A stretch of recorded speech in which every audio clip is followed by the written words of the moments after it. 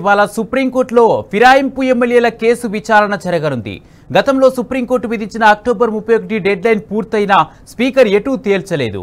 దీంతో స్పీకర్ పై బీఆర్ఎస్ దాఖలు చేసిన కోర్టు ధిక్కార పిటిషన్ను సుప్రీంకోర్టు విచారించనుంది.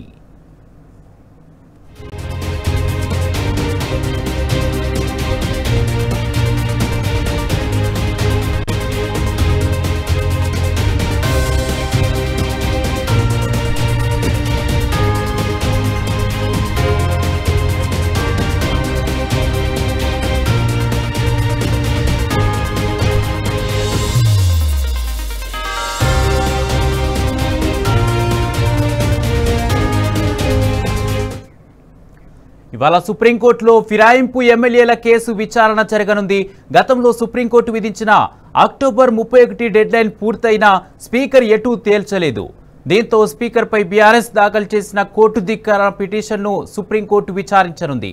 ఇదే అంశానికి సంబంధించి పూర్తి అప్డేట్స్ మా ప్రతినిధి లిబిల్ అందజేస్తారు. లిబిల్, సుప్రీంకోర్టులో పార్టీ ఫిరాయింపు ఎమ్మెల్యేల కేసు విచారణకు వచ్చినట్టుగా తెలుస్తుంది. స్పీకర్ ఎలాంటి చర్యలు తీసుకోకపోవడంతో బీఆర్ఎస్ సవాల్ చేసింది. దీనికి సంబంధించి ఇలా తీర్పు వెలువడే అవకాశం ఉన్నట్టుగా తెలుస్తుంది. ఎప్పటికల్లా తీర్పు వెలువడే అవకాశం ఉంది? పూర్తి అప్డేట్స్ ఏంటి? ప్రారంభం 11-12 గంటల మధ్య విచారణకు రానుంది. ఈ నేపథ్యంలో ఎవరైతే పార్టీ ఫిరాయించిన ఎమ్మెల్యేలు 10 మంది ఉన్నారో వారిలో ఉత్కంఠ నెలకొంది. గతంలో సుప్రీంకోర్టులో సిబిఐ ధర్మాసనం ఏదైతే వెలువడించిన తీర్పు ఉందో అది 3 నెలల లోపు స్పీకర్ నిర్ణయం తీసుకోవాలి, లేదంటే మేము నిర్ణయం తీసుకోవాల్సిన అవసరం ఉంటుందని చెప్పేసి స్పీకర్ గతంలో చెప్పిన స్పీకర్ కు ఆదేశాలు జారీ చేసిన నేపథ్యంలో ఇవాళ ఏదైతే కోర్టు ధిక్కరణ కింద బీఆర్ఎస్ వర్కింగ్ ప్రెసిడెంట్ కేటీఆర్ మరో పిటిషన్ దాఖలు చేశారు. ఈ నేపథ్యంలోనే ఈ విచారణకు ఉత్కంఠ నెలకొంది. జస్టిస్ గవాయి ధర్మాసనం ఇవాళ ఈ విచారణ ప్రారంభం చేయనుంది, విచారణ చేపట్టనుంది.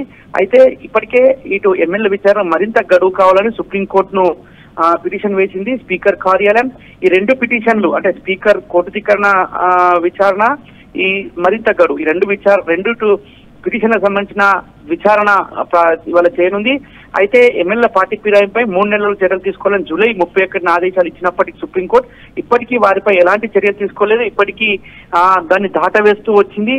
అయితే కోర్టు ఆదేశాల ప్రకారం ఎమ్మెల్యే విచారణ కొనసాగుతుందని, మరికొంత సమయం కావాలని సుప్రీంకోర్టు లో స్పీకర్ తరపు పిటిషన్ దాఖలు చేసిన అసెంబ్లీ కార్యదర్శి 3 నెలల గడువులోపే సుప్రీంకోర్టును ఆశ్రయించినప్పటికీ అయితే ఈ గడువు అనేది కావాలని కాలయాపన చేసేందుకే అని చెప్పేసి బీఆర్ఎస్ పార్టీ చెప్తుంది. గతంలో కూడా అనేక సందర్భాల్లో సిఫార్సు పెట్టిన పరిస్థితి మనం చూసాం, అసెంబ్లీ సెక్రటరీ కావచ్చు, అసెంబ్లీ స్పీకర్ కార్యాలయం. అయితే ఇవాళ ఈ నేపథ్యంలోనే స్పీకర్ ఎలాంటి నిర్ణయం తీసుకోవట్లేదు, స్పీకర్ సంబంధించి కావాలని జాప్యం చేస్తున్నారని చెప్పేసి BRS working president KTR petition దాఖలు చేసిన నేపథ్యంలో ఈ 2 పిటిషన్లు కలిపి వాళ్ళ విచారణ చేపట్టనుంది. అయితే గతంలో విచారణ సందర్భంగా జస్టిస్ సిబిఐ ధర్మాసనం కొన్ని వ్యాఖ్యలు చేసింది. గడువు అంటే ఎంత, 1 నెల, 2 వారాలు, 3 వారాలు, 1 వారం, కానీ మీరు ఇంత సమయమైనా ఎందుకు మీరు చర్యలు తీసుకోవట్లేదు, ఎందుకు ఈ విధంగా దాటవేసే ధోరణి చేస్తున్నారు, మీరు ఈ 3 నెలల లోపు చర్యలు తీసుకొని రండి అంటూ కూడా ఆదేశాలు ఇచ్చిన నేపథ్యంలో ఆ 3 నెలల గడువు ముగిసిన నేపథ్యంలో ఇవాళ ఒక ఉత్కంఠ అయితే నెలకొంది. ఖచ్చితంగా స్పీకర్ వారిపై అనర్హత వేటు వేస్తారో, 10 మంది ఎమ్మెల్యేలకు సంబంధించి స్పీకర్ వేయకపోతే సుప్రీంకోర్టు వేస్తానని చెప్పిన నేపథ్యంలో ఇవాళ విచారణలో ఖచ్చితంగా 10 మంది ఎమ్మెల్యేలపై అనర్హత వేటు పడుతుందనే ఉత్కంఠ అయితే ఒక నెలకొంది. ఖచ్చితంగా న్యాయ నిపుణులు కూడా అదే చెప్తున్నారు. గతంలో కొన్ని జడ్జిమెంట్స్ ఆధారంగా ఈ విచారణ జరుగుతుంది కనుక ఖచ్చితంగా ఇది ఇప్పటికే స్పీకర్ దాటవేస్తా ధోరణి చేసిండు. విచారణ పేరు మీద ఎమ్మెల్యేలకు ఏదైతే విచారణ సందర్భంగా వారికి గడువు ఎక్కువగా ఇచ్చారు, కానీ వాళ్ళ సుప్రీంకోర్టు ఇచ్చిన గడువు ముగిసిన నేపథ్యం పడుతుందని చెప్పేసి కూడా న్యాయ నిపుణులు చెప్తున్నారు. మరోపక్క మొన్న కోల్కతా హైకోర్టు ఒక ల్యాండ్ మార్క్ జడ్జిమెంట్ ఇచ్చింది. ఆ ల్యాండ్ మార్క్ జడ్జిమెంట్ ముకుల్ రాయ్కి సంబంధించిన జడ్జిమెంట్. ఏదైతే బీజేపీ పార్టీలో గెలిచి టీఎంసీలో జాయిన్ అయ్యారు, టీఎంసీలో జాయిన్ కాగానే టీఎంసీ గవర్నమెంట్ ఏదైతే తృణమూల్ కాంగ్రెస్ ప్రభుత్వం అక్కడ అధికారంలో ఉంది. వెస్ట్ బెంగాల్ మమతా బెనర్జీ సర్కార్ ఆయనకు పిఎస్సీ చైర్మన్ ఇచ్చింది. పిఎస్సీ చైర్మన్ ఇచ్చిన నేపథ్యంలో ప్రతిపక్ష పార్టీకే మేము పిఎస్సీ చైర్మన్ ఇచ్చామని మమతా సర్కార్ చెప్పుకొచ్చింది. అయితే అక్కడ ముకుల్ రాయ్పై న్యాయ పోరాటం చేసి బీజేపీ పార్టీకి సంబంధించిన సువేంద్ర అధికారి న్యాయ పోరాటంలో అక్కడ హైకోర్టు కీలకమైన తీర్పిచ్చింది. ముకుల్ రాయ్ అనర్హత డిస్క్వాలిఫై చేస్తున్నామంటూ కూడా తీర్పిచ్చింది. ఇతడు ఎమ్మెల్యేకు అనర్హుడు అని చెప్పేసి కూడా తేల్చి చెప్పిన నేపథ్యంలో ఆ ముకుల్ రాయ్ జడ్జిమెంట్ ఇవాళ సుప్రీంకోర్టులో కూడా ప్రస్తావించే ఆస్కారం ఉంది. ముకుల్ రాయ్కి సంబంధించి ఏదైతే పిఎస్సీ చైర్మన్ తీసుకున్నాడో ఇక్కడ కూడా ప్రతిపక్ష పార్టీకే ఇచ్చినామని చెప్పేందుకు అరకెపూడి గాంధీకి, షేర్లింగంపల్లి ఎమ్మెల్యే అరకెపూడి గాంధీకి ఇక్కడ పిఎస్సీ చైర్మన్ ఇచ్చారు. ఖచ్చితంగా ముకుల్ రాయ్కి ఏదైతే వర్తించిందో ఇవాళ అరకెపూడి గాంధీ కూడా అదే వర్తిస్తుంది. ఇలా చాలా విషయాల్లో కూడా వీరంతా కూడా అనర్హత వేటు పడేందుకు చాలా ఉంది అని చెప్పేసి కూడా చెప్తున్నారు. మొత్తానికి ఇవాళ సుప్రీంకోర్టులో విచారణ నేపథ్యంలో ఖచ్చితంగా ఇది వారిపై అనర్హత వేటు పడుతుందనే ఉత్కంఠలో అయితే వారు ఉన్నారు. ఇప్పటికే